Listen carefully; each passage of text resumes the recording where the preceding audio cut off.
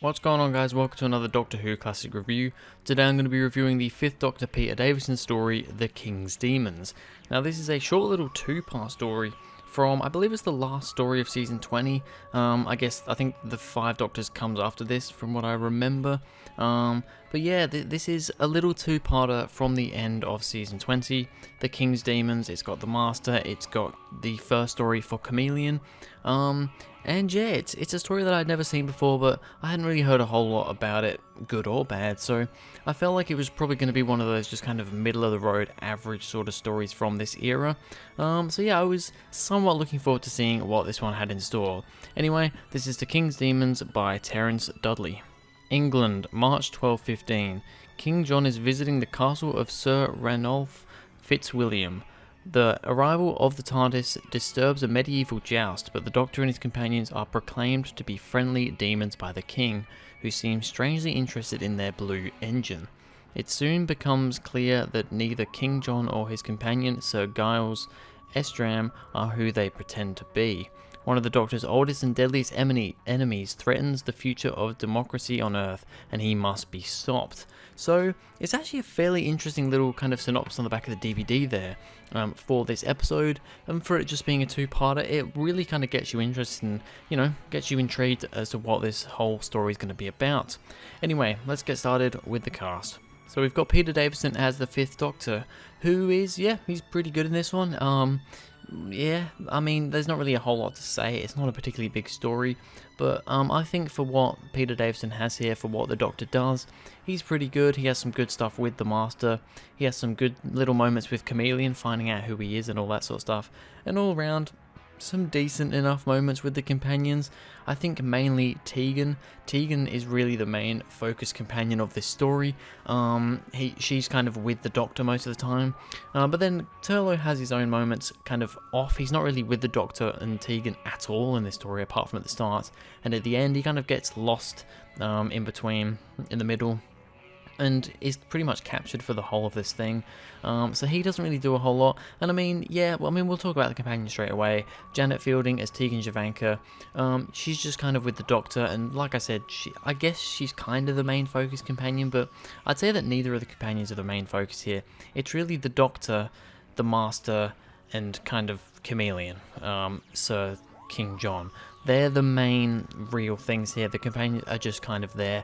But yeah, for what she has, Tegan's fine, and Turlough is also fine with what he does, but ultimately, yeah, they're really a real kind of back plot. They're kind of shoved to the back in this story. Alright, so let's get on to the good and the bad, starting off with the good. I think for good and bad, just kind of looking at my notes here, this is probably the least amount of notes I've ever had for a story. So yeah, this could be quite a quick video. So for the good, I literally have 2 points. My first one being the Doctor thinking history isn't lining up correctly. He knows about King John. There's all this, this whole speech thing that he did, or, I don't really know all this stuff, but there's all these different, things in history that the Doctor's talking about. He doesn't think with everything going on. He's like, King John shouldn't be here, he should be somewhere else doing this other thing, and it's not lining up. This is not how history went, what is going on? And that, of course, anything like that always spikes the Doctor's interest when history doesn't seem to be going the way it should. On one hand, he's like, yeah, I'm not going to interfere because it should all, come around and be okay, but at the same time, in the back of his mind, he's like, this isn't right. I need to interfere to get this to go the way it should be going, because maybe my interference is what makes it go the right way. So I think the Doctor's very good in that. I like his curiosity. It's always very nice, interesting seeing the Doctor curious about these sort of things and saying, yeah, I'm not going to interfere, but then ultimately, of course, he does. So yeah, that's a nice little thing there. The only other good point I have for this episode is the Doctor sword fighting the champion / the Master. Yeah, nice little moment. I like it when the Doctor does little sword fights and that sort of thing. Of course, the Doctor being the Doctor, it's mainly in defense, and he's not even trying to hurt his opponent here. He's ultimately just fighting and, defending himself and just trying to get something out of this. And of course, what ends up happening is the champion, Sir Giles, ends up you know, kind of revealing himself as the master in this moment. So yeah, that's a cool little moment there for the two. But other than that, literally don't have any other good points for this. That doesn't mean that I have a whole lot of bad points either, because it's not necessarily the case. So I only have 3 bad points for this, so I do have slightly more than the good. First of all, how does Tegan fly the TARDIS? I really don't like this when companions know how to fly the TARDIS. The only companions that I've ever been somewhat okay with flying the TARDIS are Romana, because she's also a Time Lord, so I can totally understand that, that's fine. Adric, somewhat later on. I didn't like it when he could fly the TARDIS. I think he literally flew the TARDIS in full circle his first story. I didn't like that because how does he know how to? But then later on, he's a genius. He's a genius kid from God knows where. Well, I think we do know where he's from, but you know, he's not human. He's a science mad, crazy kid. So him learning how to fly the TARDIS, I'm okay with. But when random companions like Tegan just randomly fly the TARDIS, when Adric flew the TARDIS for the first time, when other companions just randomly fly the TARDIS, especially now that we know that, you know, especially in the new series, we learned that the TARDIS is supposed to be flown with multiple people. We found that out in the Stolen Earth and Journey's End from the Tennant era. So when one companion can just fly the TARDIS with the press of a button and a couple of levers, I don't like it. I really don't like it. King John being chameleon, personally, I saw it coming. And that was the thing for a lot of the story. Now, I didn't read the back of the DVD. I never read the back of the DVDs before watching the episodes. I only read those once I'm reading them to you. That's when I read them for the first time. So I didn't read the back of the DVD. But of course, this is a very old story, 1983. The Master and Chameleon are on the cover, so I knew that they were both in it. This is, of course, part of the Chameleon Tales box set, so obviously Chameleon was in it. I just, because of that, knew that this was Chameleon's first story. And when King John started acting a bit strange and just didn't feel right, I kind of twigged on that, yeah, he's probably going to be Chameleon, because we haven't seen Chameleon yet. Surely he's going to be Chameleon. As for the Master, well, I figured that out straight away as soon as I saw the champion, Sir Charles. It was so obvious to me straight away that was Anthony Ainley. I knew it straight away. There was no hiding it. If I didn't know the Master was returning in this story, I had no idea. Would I have picked it up? Honestly, I think I probably still would have, because his voice wasn't different enough, and he didn't look different enough to me. I think I would have picked it up.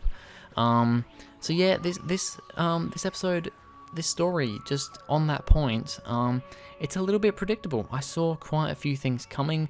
The plot itself isn't that thick either. There's not a whole lot of plot there, which is good for a two-parter, but I feel like even then, it was still very much derived of any real substantial plot point. And that brings me on to my third and final point, which is that this whole story felt a little bit pointless. There wasn't a whole lot of plot. The end was a bit rushed and crap. Ultimately, I was kind of fairly bored throughout most of it, and yeah, this story for me, if I had to literally sum up this story in one word, it would be pointless. I don't really see the point of this story. I don't really know what the Master's motives were with King John. I don't really understand it. I just don't. And that's the main thing with this story. I just don't understand it. Alright, so I made the 5 points that I had span over a little while there by ranting a bit on the last few points. But ultimately, what am I going to give the King's Demons out of 10? I'm going to give it a 5.5 out of 10. I consider a 7 out of 10 as an average. 6 out of 10 for me is kind of a bit like, it's okay, but it's not great. Then you get down to like a 5 out of 10, and it's like, yeah, it's really not great, but at the same time, it's not terrible. I think that this kind of fits in between, so that's why I'm giving it a 5.5. This might actually be the first story that I've given a 5.5. I've given a couple of 5s and a few 6s, but I think a 5.5 may be a first for this one. I was originally just going to give it a 5 out of 10, but I thought, nah, it's really bland and kind of boring, but I don't think it deserves such a low rating as a 5, so I've gone with a 5.5 for now. Ultimately, it doesn't do any harm. There's not necessarily bad plot points in there. There's just not a lot of plot points in general. So yeah, it doesn't really do anything wrong. It just doesn't really do anything right either. So for that, yeah, it's getting a 5.5 out of 10. Anyway, that's going to be it for this video, guys. Thank you very much for watching. If you enjoyed, please go ahead, like, and subscribe. Go onto my Twitter, follow me on Twitter. That would be awesome. Links in the description. And I'll see you guys in the next video.